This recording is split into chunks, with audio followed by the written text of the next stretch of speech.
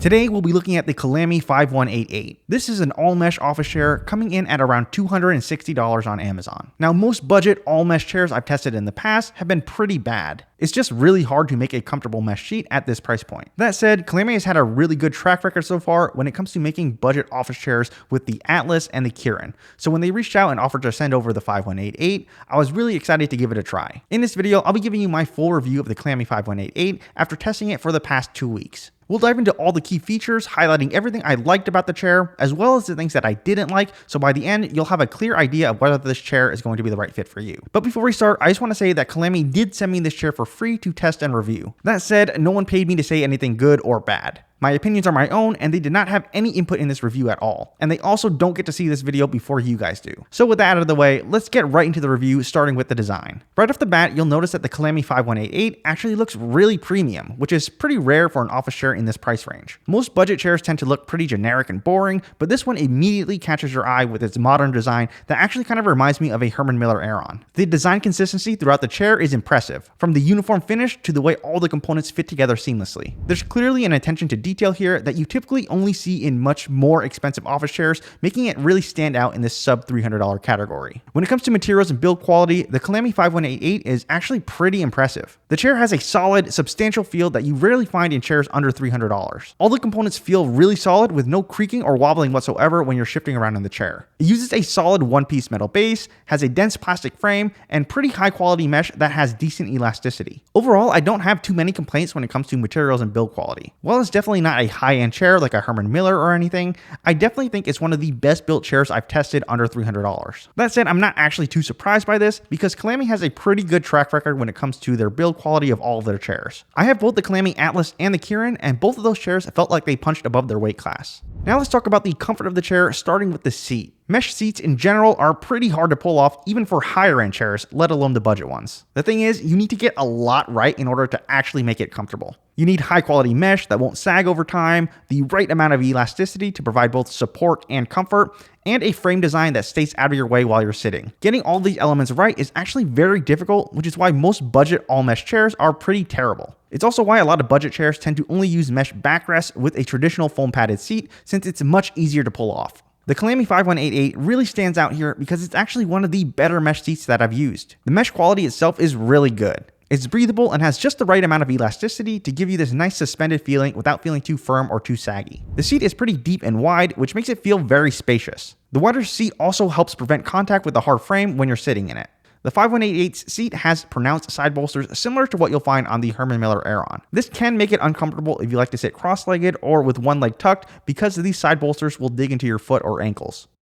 One limitation with this seat is the lack of a seat pan depth adjustment. This limits the range of people who will be able to fit comfortably in this chair. I'd say that the 5188 is better suited for average height to taller users. I'm 5'6", and I'd say that this is about the minimum height that you need to be in order to use this seat comfortably. Any shorter and your legs might press up against the front edge of the seat, which is uncomfortable and can potentially cut off circulation. Like mesh seats on most chairs, the 5188 uses a foam pad in the front, similar to the old Herman Miller Aeron Classic, which is meant to provide cushioning for your legs and prevent them from coming into contact with the hard plastic frame. The issue with this design is that it creates a creasing effect because you'll sink into the mesh to where you're sitting lower than the foam pad, so your legs essentially rest on top of it. This can cause some pressure buildup under your thighs, which can be pretty uncomfortable. And while I do notice this a bit on the 5188, it's much less pronounced on this chair than other mesh chairs I've tested, like the Staples Hyken. The seat has a nice waterfall edge design that helps minimize these issues, making it more comfortable than most mesh chairs at this price point. Overall, I'd say the mesh seat on the COLAMY 5188 is actually really good. While it's not perfect and still has some of the issues that most mesh seats have, it's probably the best mesh seat I've tested on a budget chair. I've used much more expensive all mesh chairs with worse seats, like the Secretlab Noya chair for example. Moving on to the backrest, I think this is where the 5188 really shines. The wide high back design is really comfortable because it prevents you from feeling the hard frame edge when sitting in a normal position. That said, this size might not be ideal for smaller users, and it can limit your ability to spread your arms out and stretch. One of the standout features of this backrest is the ratcheting height adjustment system. It has a generous range of motion, which lets you adjust the position of the lumbar support so that it hits you right in the perfect sweet spot. It's also good for taller users since you can raise the backrest to provide proper upper back and shoulder support.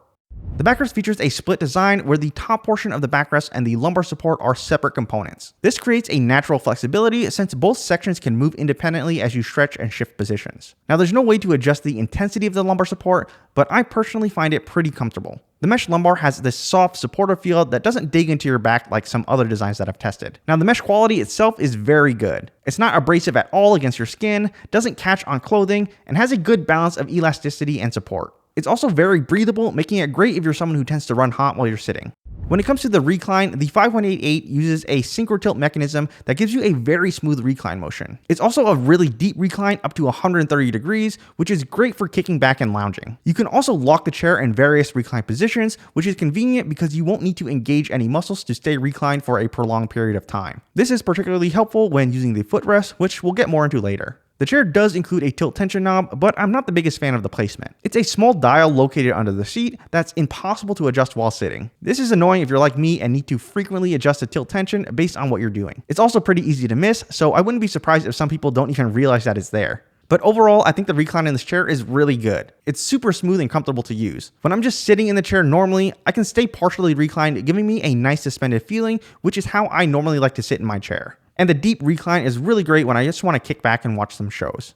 The headrest uses the same high quality mesh as the seat and back, which not only gives it a uniform look, but also maintains the same breathability throughout the chair. I really like the design of this headrest. It's really wide so you never have to worry about coming into contact with the hard frame, even when moving around. It features both height and pivot adjustments with generous ranges of motion, making it versatile for different uses. Whether you prefer it supporting the back of your head during normal sitting, or cradling your neck while reclining, you can position it exactly where you need it. You can also move it out of the way when you don't want to use it.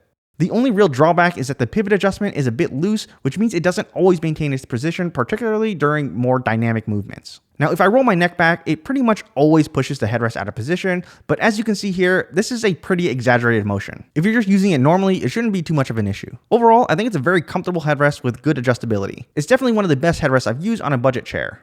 When it comes to the armrests, I think they're fantastic on the 5188. Just looking at them, we can see that they have a lot of similarities to the Herman Miller Mira 2, at least the arm pads anyways. They have an oval shape with a drooping front edge that allows you to pull the chair closer to your desk without the arms getting in the way. These arm pads are actually very impressive for a budget office chair. Now, they obviously tried to copy the Mira 2 here, and honestly, they got pretty darn close. And because they're so similar to the Mira 2, I'd probably say that these are the best arm pads I've used on any budget chair just by default. They're super soft and squishy, allowing you to comfortably dig your elbows into them without any discomfort. The pads are also very large, which lets you use them in pretty much any position and helps compensate for the lack of width adjustment. Speaking of adjustments, you get three-way adjustability with height, depth, and pivot adjustments, and the overall range of motion on each of these adjustments is pretty good. However, the lack of width adjustments could be an issue for some people, particularly those with smaller frames, as the fixed position tends to force your elbows outward. Also, one thing to mention is that the arm pads are pretty thick, which makes it so you can't push your chair completely under your desk to save space. But overall, I'd say these armrests are excellent. Like I said, they have the most comfortable arm pads I've used on any budget office chair. I mean, I'd say these are even more comfortable than something like the Hayworth Soji's arm pads, and that chair is over $500. The footrest is probably the weakest feature of the chair, and honestly, this is pretty typical when it comes to footrests on office chairs. Most of the time, they tend to feel more like a marketing gimmick than a truly useful feature in my opinion. The footrest on the COLAMY 5188 has several limitations. The surface area is pretty small with minimal padding, and it also doesn't extend that far. I mean, I'm only 5'6", and my legs still hang over the sides. The hard plastic edges can dig into your legs, making it uncomfortable for extended use and can cut off circulation. Also, when the footrest is fully retracted, it still gets in the way and prevents you from being able to put your legs on the chair base if you're someone who likes to do that. Not the biggest deal, but still pretty annoying. Now, I know some people like the option of having the footrest for lounging, but I personally never find myself using it and would probably prefer it if it just wasn't there at all.